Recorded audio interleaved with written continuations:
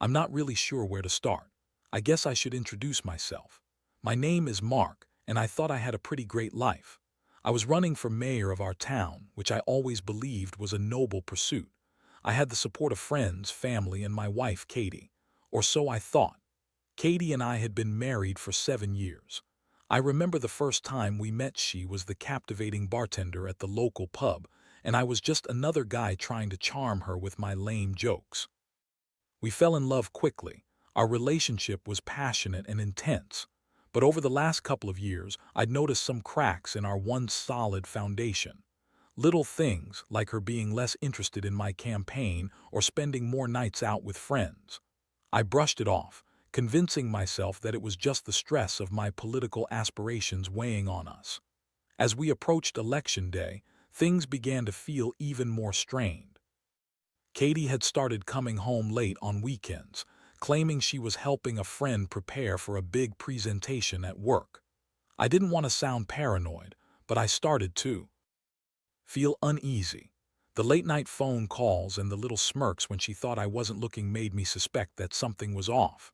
Then, just a day before the election, the unthinkable happened. I was at my campaign headquarters, going over last-minute details with my team.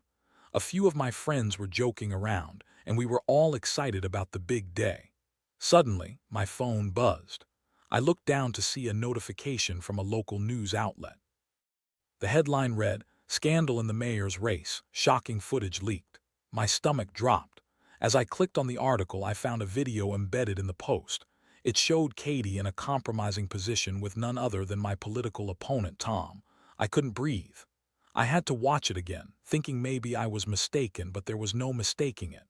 The footage was clear, and it was unmistakably her. That sinking feeling morphed into pure rage. My mind raced through countless thoughts. How long had this been going on? Was she seeing him while I was out campaigning? How could she betray me like this? I thought we were in this together. With the video replaying in my mind, I rushed home, my heart pounding. I had so many questions and so much anger. I had to confront her. When I got home, the house was quiet. I found Katie sitting on the couch with a glass of wine, looking relaxed. The sight of her hit me like a punch to the gut. How could she look so calm? I stood there for a moment, trying to collect myself before I unleashed the storm brewing inside me. I had to know how she would spin this, how she would try to talk her way out of the mess she had created. "Katie," I finally said, my voice shaking with emotion, "we need to talk." She looked up, her expression shifting as she sensed the tension. "What's wrong, honey?" I took a deep breath, my heart racing. "I saw the video. I know about you and Tom." Her reaction was immediate. She rolled her eyes, a dismissive gesture that felt like a slap in the face. "Oh, please, this is ridiculous," she scoffed as if I was the crazy one. "Ridiculous?" I shot back. "Katie, I just watched you in bed with him. You can't just brush this off." Her demeanor shifted slightly, but she quickly regained her composure. "Mark, you don't understand. It was just a stupid mistake. I was lonely. You were so busy with the campaign. So it was my fault. That was the excuse." I felt the anger bubbling back up inside me. I tried to keep my cool. "You call cheating on me a stupid mistake?" She leaned back, crossing her arms. "You were distracted. You weren't there for me. I just needed someone to pay attention to me." I was stunned. How could she twist my commitment to public service into something I had neglected? I couldn't wrap my head around it. "Seriously, Katie, you think jumping into bed with my opponent is justified because I was busy trying to make our lives better?" Her expression shifted again, and I could see the anger beneath the surface. "You don't know what it's like to feel alone, Mark. You have no idea."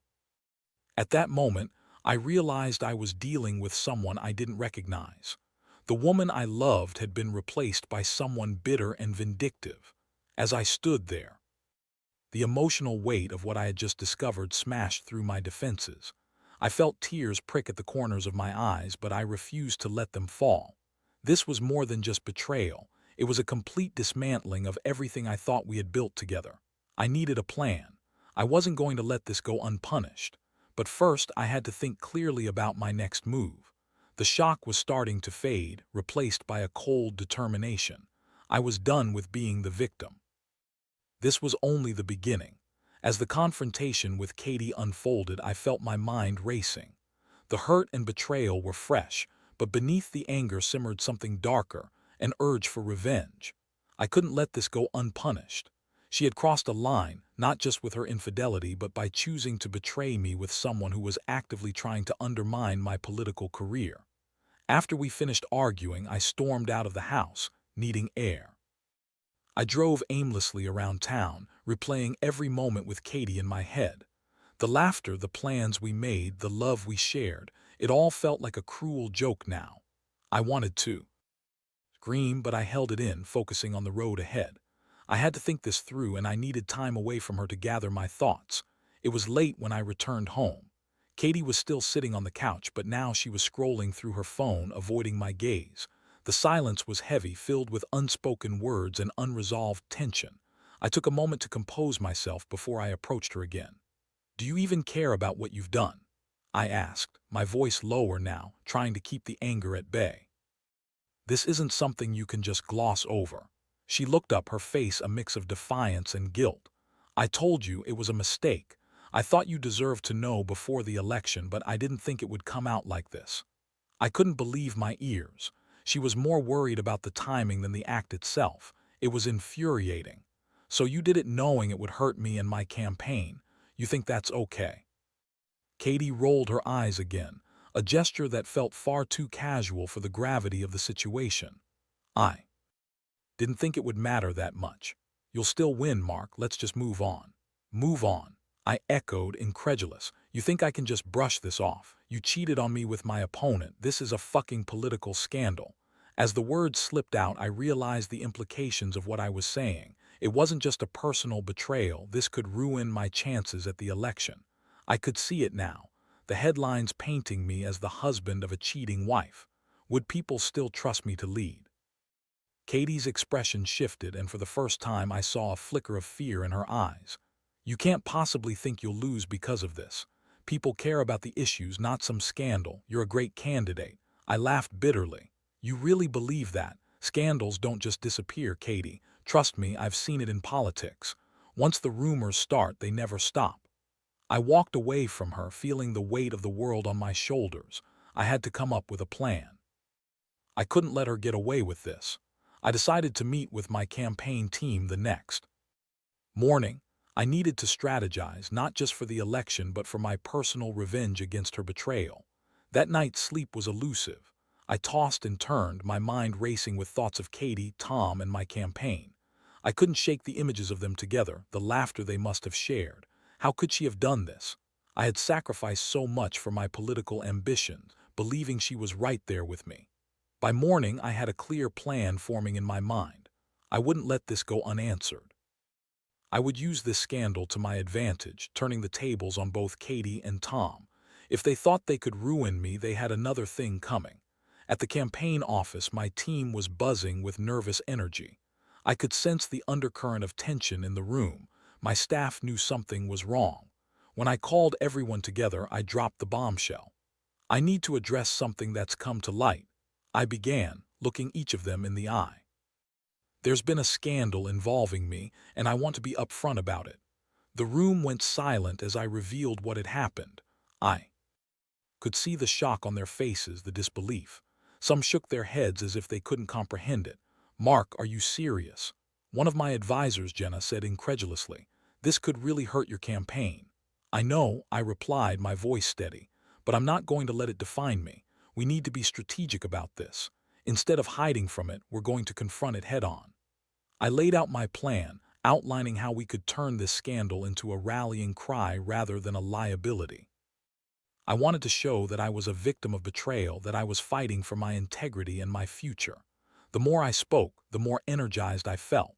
I could see the gears turning in my team's minds, and soon they were on board with the plan. It was going to be risky, but if executed correctly, it could resonate with voters. People love a comeback story. Then, just as we were about to wrap up, one of my staffers burst in, holding a newspaper. "You need to see this," she said, her face pale. I took the paper from her hands, my heart racing as I scanned the headline. "Local candidate's wife caught cheating, political scandal unfolds." The article was front-page news, complete with a still from the video. In that moment, I felt the anger boiling inside me again. I wasn't just dealing with personal betrayal. I was thrust into a media circus. But if I had learned anything about politics, it was that I had to control the narrative. This changes nothing. I told my team, though I could feel the weight of the world pressing down on me. We're going to use this to our advantage. I went home that night with a renewed sense of determination. Katie was still sitting on the couch when I walked in. She glanced up, a hint of guilt crossed her face. "We need to talk about this," I said, my voice firm. "I'm not going to apologize again," she snapped back, her defensiveness flaring up. "Apologies won't cut it." My tone was cold. "I'm going to win this election, and I'm going to expose you and Tom for what you really are, liars and opportunists." Her eyes widened at my words, and for the first time, I felt a sense of power. I was no longer the victim. I was ready to take control of my life, my career, and my future.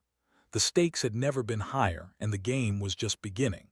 After that fateful confrontation with Katie, I felt I had crossed a point of no return. The emotional turmoil that had threatened to drown me transformed into a steely resolve. I understood that I had to play this situation not just as a husband wronged, but as a politician fighting for my reputation. Creating a plan was my immediate priority, and I needed to act fast. The news of the scandal was already making waves, and I had to ensure I was the one controlling the narrative. My team and I brainstormed strategies to turn the situation to my advantage. We decided that my campaign would embrace the scandal, framing it as a story of betrayal, but also of resilience. I wanted the voters to empathize with me, to see the man behind the headlines rather than the victim of a scandal. In the following days, we held a press conference. The media was in a frenzy, and I was ready to seize the moment. As I stood behind the podium, flanked by my campaign team and a sea of cameras, I felt the weight of the situation bear down on me. I knew I had to strike the right balance between vulnerability and strength. "Thank you all for being here," I began, my heart pounding. "I stand before you today not just as a candidate, but as a man who has faced betrayal in his own home. My wife, Katie, made a choice, one that has affected us both deeply. But I am here to tell you that I will not be defined by her actions." The reporters leaned in, their notepads ready, eager for the next juicy detail. I pressed on. "This election is not just about politics, it's about integrity, honesty, and loyalty. I have always fought for this community, and I will continue to do so. I will not allow this betrayal to distract me from my mission." I could see the impact my words had on the audience. Some looked sympathetic, while others appeared skeptical, but I kept my composure. I ended the press conference with a vow to keep my focus on the issues that mattered to our town, and I thanked the voters for their support in this challenging time. Later, as we wrapped up, I felt a mix of adrenaline and anxiety coursing through me. "How do you think it went?" I asked Jenna, my campaign manager. "You did well, Mark," she replied, looking relieved. "You turned a personal disaster into a compelling narrative. People are going to rally behind you, especially now that they see you as someone facing adversity." As the days passed, I focused on keeping my campaign alive. I spent hours meeting with voters, attending events, and sharing my vision for our town. I could feel the shift in public perception, but I also knew that Katie's betrayal was still hanging over me. I had to confront her again, and this time it would be about more than just the scandal. It would be about our future. When I arrived home one night, I found Katie sitting at the dining table, her head buried in her hands. She looked ashamed, which was a stark contrast to her previous defensiveness.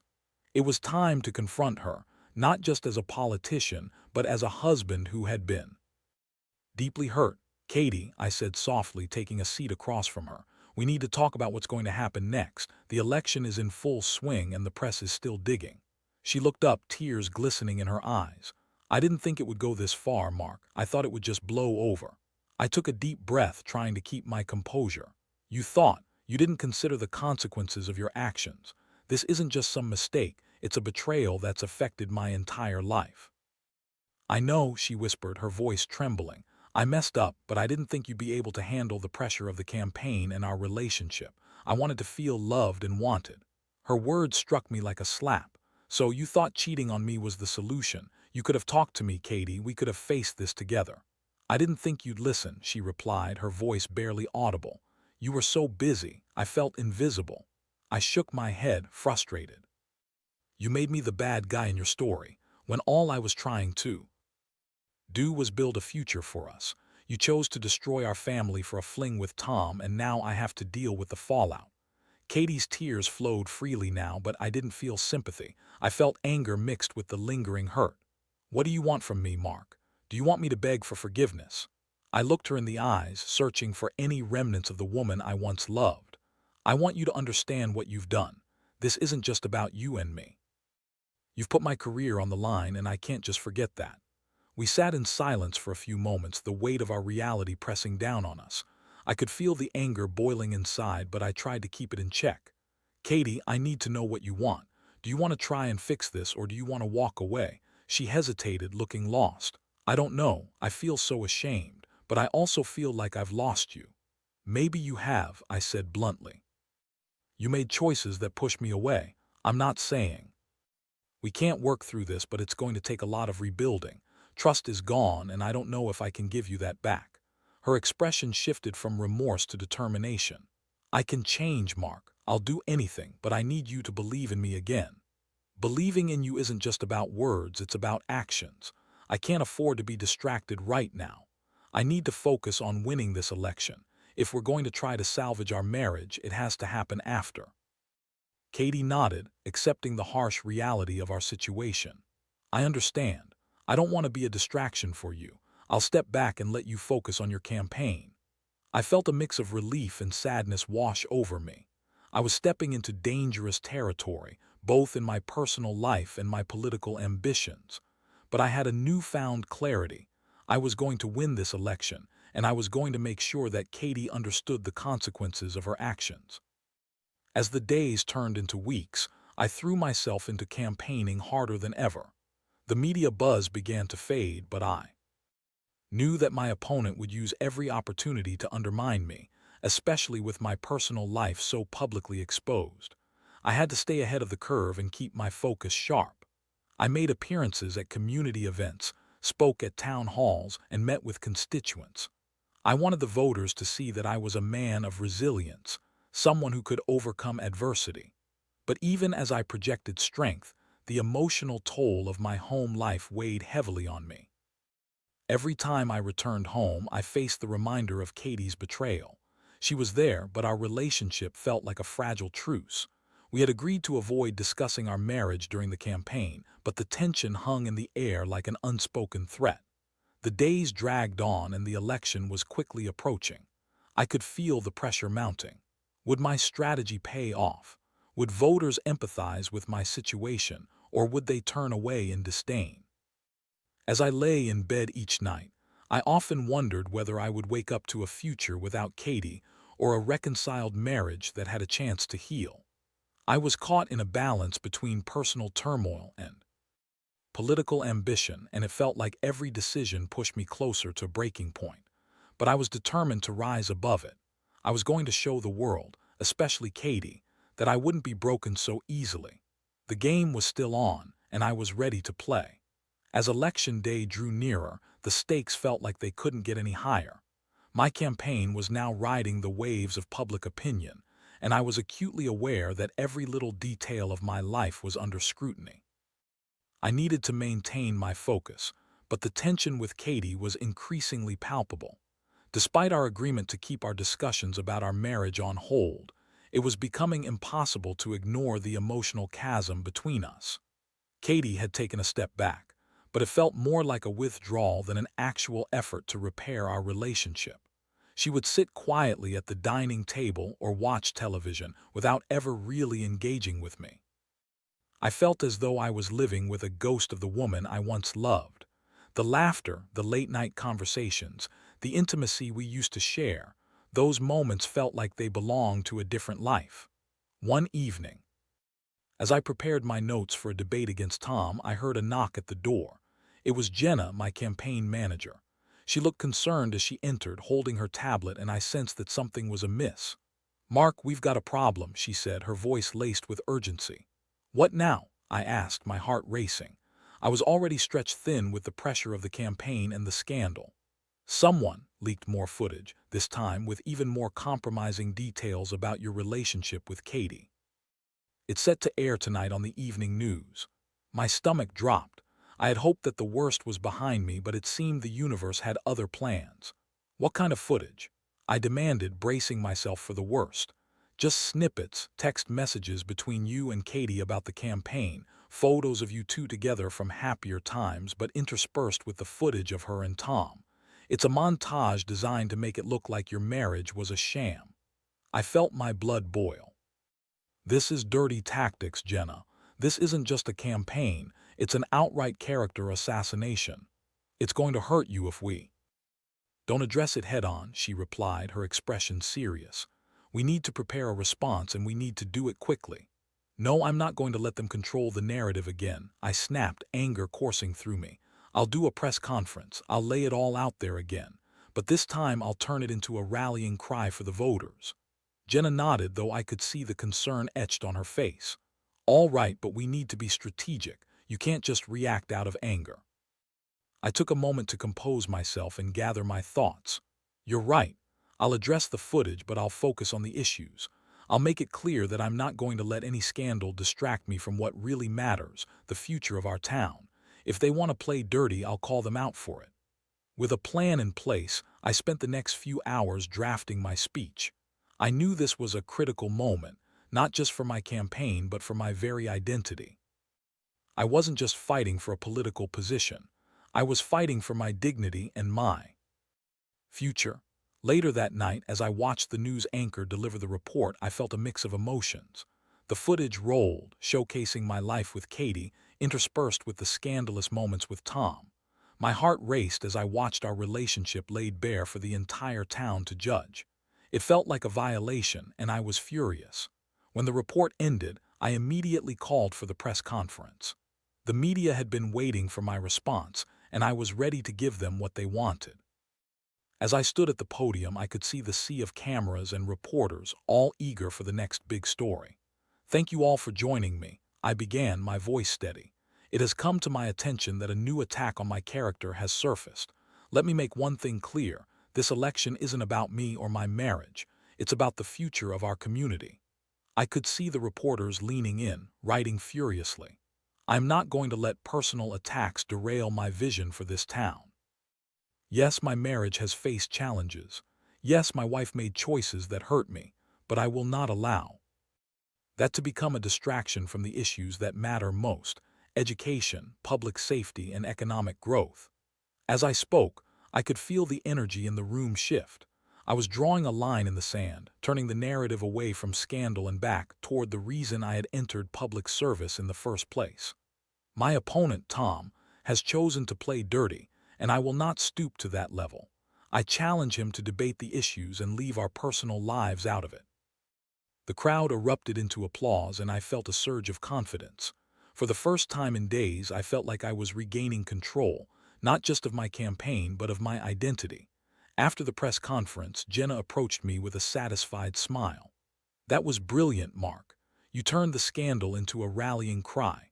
People are going to respect you for not backing down. But as I walked back home that evening, I couldn't shake the feeling that this battle was far from over. I had fought back against the media and my opponent, but the real fight was still at home with Katie. When I entered the house, I found her sitting on the couch, watching the news coverage of my press conference. She looked up, and I could see a mixture of pride and confusion in her eyes. You did well, Mark, she said quietly. I can't believe how strong you were up there. Thanks, I replied, trying to keep my tone neutral. But we need to talk about what's happening about us.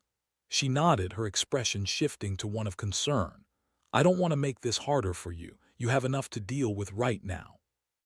I sat down across from her, my heart heavy. Katie, every time I step out there and fight for my campaign, I'm reminded of what you did. I can't ignore it, and I can't pretend everything is fine. I don't know if I can trust you again. I messed up, I know, she admitted, her voice trembling. But I want to make it right. I want you to win this election. That's not enough, I replied, my voice firm. I need to know that you're serious about rebuilding our marriage. I can't go into this election with one foot in and 1 foot out of our relationship. I can prove it to you, Mark. I'll do whatever it takes, she said earnestly, tears welling up in her eyes. I could see the sincerity in her expression, but I also felt the weight of my own hurt. This isn't just about the election, Katie. It's about our lives, our future. I need you to understand that. I can't have you back in my life unless you prove to me that you're committed to fixing this. We sat in silence for a moment, the air thick with unspoken emotions. I could see the struggle within her, the desire to make things right clashing with the reality of her actions. "I'll do it," she finally said, determination in her voice. "I'll start by being completely open with you. No more lies or secrets." Her words felt like a tentative step toward rebuilding what had been shattered. The journey ahead would be difficult, but I knew it had to start somewhere. As the election approached, I resolved to fight not just for my political future, but for the chance at redemption in my marriage. I could feel the pressure mounting, but if I had learned anything in the past few weeks, it was that I was capable of resilience. I was ready to face whatever came next, both in the political arena and at home. The game was still on, and I was determined to win, not just the election but the fight for my life and my marriage. The days leading up to the election felt like an emotional roller coaster. I was entrenched in a dual battle, one in the public eye and the other within the confines of my own home. After my press conference, I felt a flicker of hope that I could regain control over my narrative, but the unresolved issues with Katie loomed large. She had promised to be transparent and to work on our relationship, but I was still on edge. Katie began to make sincere efforts to reconnect. She started by attending campaign events with me, showing the public that we were still a united front. It was a calculated move on her part, and while I appreciated her attempts, I could sense that the underlying tension remained. I often caught myself glancing at her during speeches, searching for signs of her commitment to change. One evening, after a long day of canvassing, we found ourselves at home, sitting in silence as the weight of our unspoken words lingered in the air. I decided it was time to address the elephant in the room. "Katie, we need to talk," I said, breaking the silence. "I appreciate you being here with me, but I can't shake the feeling that things between us are still fragile." She looked up from her phone, her brow furrowing. "What do you mean?" "I mean, while you're putting on a brave face for the campaign, I can sense that you're still struggling with what happened," I replied, my tone serious. "I need you to let me in. We can't pretend everything is fine just because we're publicly facing this together." She took a deep breath, clearly wrestling with her emotions. "You're right. I've been trying to be strong, but it's hard. I feel like I'm walking on eggshells." I nodded, understanding her struggle. "We need to be open with each other about how we're feeling. We can't do this if we're not both committed to working through the pain." "I want to fix this, Mark," she said earnestly, her eyes glistening.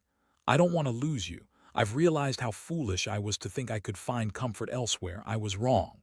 Her vulnerability struck a chord within me, but I still felt a lingering distrust. "It's going to take time, Katie. Trust doesn't just come back overnight. I need to see that you're serious about this, about us." "I will do whatever it takes," she promised, her voice firm. "I'll go to counseling.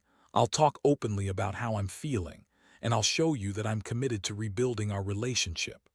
As the election loomed closer, I found myself torn between the desire to protect my heart and the hope that we could salvage our marriage. On one hand, I wanted to believe in her commitment. On the other, I was acutely aware of the betrayal that had shattered our foundation. The night before the election, I found myself lying in bed, unable to sleep. My mind raced with thoughts of the campaign, the scandal, and the uncertainty of my marriage. I glanced over at Katie, who was asleep beside me. I could see her peaceful expression, but it felt like a mask hiding the turmoil we were both experiencing. Suddenly, my phone buzzed on the nightstand. I picked it up to see a message from Jenna. "We need to talk. Something's come up." My heart sank. The last thing I needed was more drama the night before the election. I quickly sent her a message back asking where we could meet. After a few minutes, we agreed to meet at a nearby diner, and I slipped out of bed, careful not to wake Katie. When I arrived at the diner, Jenna was already waiting. She looked anxious, and I could tell that whatever she had to say was serious. "Mark, I hate to bring this up, but there's been another leak," she said urgently. "This time it's not just about the footage. Someone's digging into your past and spreading rumors about your family. I felt my stomach drop. What kind of rumors?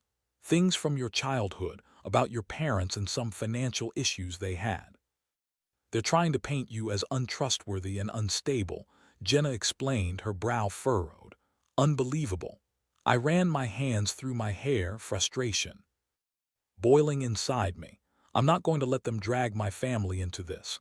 I've worked hard to distance myself from that past. Exactly. That's why we need to counter this narrative before it gains traction, she replied. We have to release a statement addressing these rumors and showing how far you've come since then. We need to highlight your successes in the community, your vision for the future.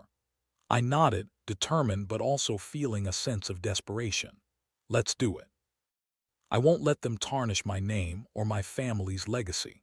We spent the next hour crafting a statement that highlighted my journey from a challenging upbringing to becoming a dedicated public servant. I wanted to show the voters that I wasn't just a product of my past. I was a changed man with a vision for our community. As I pulled into the driveway that night, I felt a mix of determination and anxiety. I walked into the house to find Katie sitting up, her eyes immediately searching mine for answers. "What's wrong?" she asked, worry etched on her face. "There's been another leak," I said, trying to keep my voice steady. "We're going to have to address it before the election." She nodded, her expression shifting from concern to resolve. "We'll get through this together, Mark, I promise." I wasn't sure if I believed her completely, but I appreciated her support. As we sat together, I realized that this was a pivotal moment for both of us. The election was just hours away, and the uncertainty of our future hung in the balance. "Whatever happens tomorrow, we'll face it together," I said, looking into her eyes. "I need to know that you're in this with me no matter what." "I am. I won't let you down again," she replied, her voice firm. That night I felt a small sense of hope. We had faced so much together, and perhaps this election would serve as a turning point for both my career and my marriage. I crawled into bed beside her, and for the first time in weeks, I felt a semblance of peace wash over me. As the first light of dawn broke, I prepared myself for the day ahead. The election was finally here, and I was ready to fight, not just for my political future but for the chance to rebuild a life with Katie. The outcome was uncertain, but I knew one thing: I was done playing the victim. I was ready to take charge of my life, no matter what challenges lay ahead. With renewed determination, I stepped into the day, ready to face the world and whatever it had in store for me. The game was still on, and I was ready to win. The morning of the election was tense. I rose early, the sun barely peeking over the horizon, casting a soft glow in our bedroom.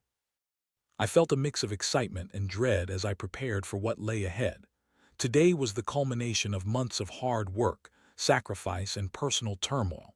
It was time to show the town who I really was.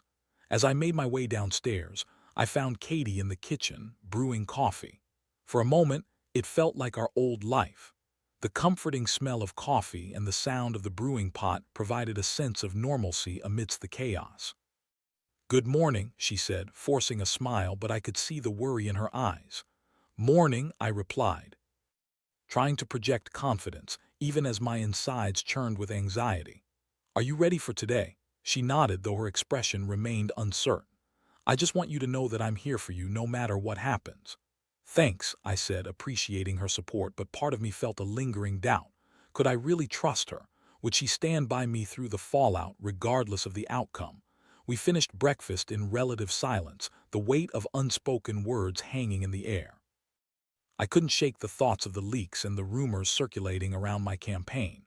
I had fought hard to regain control of my narrative, but today would determine whether it was enough. As I stepped outside, the crisp morning air invigorated me. My team had organized a rally at the town square, where I would give my final speech before the polls opened. The crowd was already beginning to gather, and I could see familiar faces, friends, supporters, and even some who had been skeptical of my candidacy. This was my moment to connect with them one last time, to remind them of my vision for the town. Once I arrived at the square, energy was palpable. I took a deep breath, trying to quell the nerves bubbling inside me. As I stepped up to the podium, I scanned the crowd. There were faces filled with hope, faces that had believed in me despite the scandal. I needed to speak to them to show them that I was more than the mistakes of my past. Thank you all for being here today. I began, my voice steady. Today, we are not just voting for a candidate, we are voting for a vision of community, integrity, and resilience. As I spoke, I could feel the energy in the crowd shift. I shared my journey, emphasizing my commitment to the town and my belief in its potential. I addressed the scandal head-on, not shying away from what had happened. Yes, I've faced challenges in my personal life, but those experiences have only strengthened my resolve to serve this community. I will not back down in the face of adversity. I could see people nodding, some even applauding. The crowd began to respond, their energy igniting something within me. I was no longer just a victim of circumstance. I was a fighter, ready to reclaim my narrative. As I wrapped up my speech, I felt a surge of purpose. I ask for your support today, not just for me, but for the future of our town. Together, we can build something great, something we can all be proud of. The crowd erupted into applause, and in that moment, I felt a wave of relief wash over me. I had connected with them, and I could see in their eyes that they were willing to stand by me. The polls opened, and I spent the day visiting various locations, shaking hands and encouraging people to vote. Despite the mounting pressure, I felt more at ease than I had in weeks. I was fighting for my future, for my vision, and for my marriage. As the day came to a close, I found myself back at the campaign office, anxiously waiting for the results. My team was buzzing with excitement, but I felt a tight knot in my stomach. The outcome of the election would determine not just my political future, but the future of my relationship with Katie. When the results began rolling in, I felt a mix of anticipation and dread. Each announcement felt like a punch to the gut, but as the night went on, it became clear that I was leading. I could hardly believe it. Against all odds, I was on the verge of winning. Finally, the moment arrived. The announcer confirmed that I had won the election. A wave of emotion washed over me. I had done it. I had fought back against the odds, the rumors, and the betrayal to emerge victorious. The room erupted in cheers, and I felt my team rally around me. But amidst the celebration, I couldn't help but look for Katie. I spotted her standing at the back of the room, her eyes filled with tears. She looked vulnerable yet relieved. I made my way through the throng of supporters, and when I reached her, I pulled her into an embrace. "We did it," I whispered, feeling the weight of everything we had been through. "I'm so proud of you, Mark," she said, her voice barely above a whisper. "You fought hard and you showed everyone who you are." We stood there for a moment, holding onto one another as the reality of the victory sank in. But I knew our journey was far from over. The road ahead would be filled with challenges as we worked to rebuild our relationship, but for the first time in a long time, I felt hopeful. That night, as I celebrated with my team and supporters, I couldn't shake the feeling that the election was just the beginning. I had fought for my political future, but now I had to turn my attention to my marriage. Together, we would have to navigate the aftermath of betrayal and rebuild the trust that had been shattered. In the weeks that followed, we started attending couples therapy. It was an uncomfortable but necessary step for both of us. I learned to open up about my fears and insecurities, while Katie worked to understand the depth of her mistakes and how they had affected me. Slowly, we began to rebuild our connection. We made a conscious effort to communicate openly and honestly, addressing the lingering hurt from the past while forging a new path forward. It was challenging, and there were times I wanted to throw in the towel, but I reminded myself of the commitment we had made to each other. As the months passed, I found that while the scars from Katie's betrayal would never fully disappear, I was learning to trust again. We were both taking steps to heal, and I could see glimpses of the love and connection we once shared beginning to resurface. The experience had taught me valuable lessons about resilience and the importance of communication. I learned that life would throw unexpected challenges our way, but with determination and a willingness to work through the pain, we could emerge stronger. As I stood on the podium of my newly elected office, looking out at the community I had fought so hard for, I realized that my journey wasn't just about politics or personal redemption. It was about growth, healing, and the power of love to overcome even the darkest moments. I was ready to lead, not just as a mayor but as a husband committed to building a future with Katie, a future that would embrace both the triumphs and the challenges we faced together. The game was still on, and this time I was ready to play for keeps.